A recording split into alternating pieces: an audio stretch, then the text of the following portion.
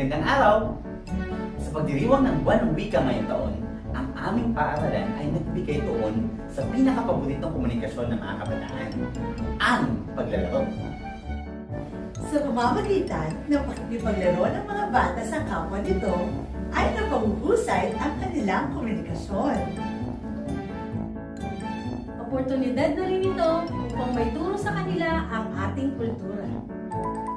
Kasabay pa nito, na ituturo din natin ang ilang mabubuting asal, tulad ng Pagbabahagi, Pagsasabi ng magagalang na pananalita, At pagiging sports.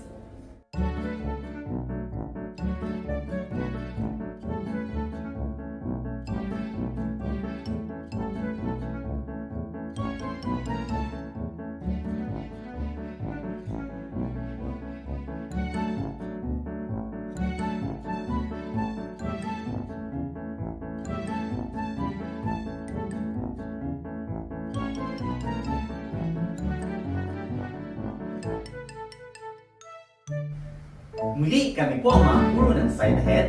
gawin natin kasaya-saya ang pagkatuto ng wika sa ating mga kabataan.